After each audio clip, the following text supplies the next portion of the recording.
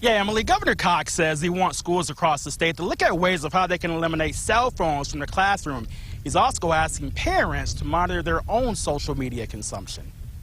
Social media. It's a part of just about everything we do in today's society. But what happens when what we see online affects our kids and their health?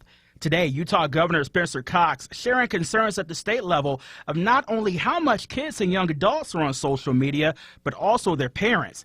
He's calling for Utah school districts to consider banning cell phones in the classrooms. What would it feel like if teachers didn't have to compete with that immediate gratification of Instagram or Twitter for student attention?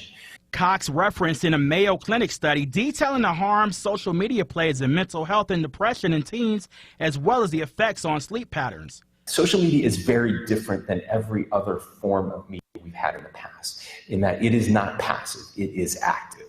Beyond what kids are seeing on social media, the Office of Families recently established by Governor Cox to look at ways of strengthening families across the state. Amy Winder-Newton, the department's director, says the impact of social media is a big focus for the governor's office.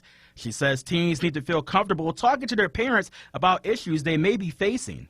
Maybe they're being bullied at school, maybe they're worried that they don't have enough friends or they're lonely.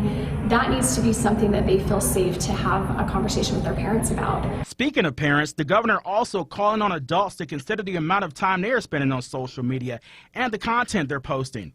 We spoke with one parent and junior high teacher who agrees. If we're on our phones all day and we're telling them not to be, they're going to watch and see what we do and not listen to what we say.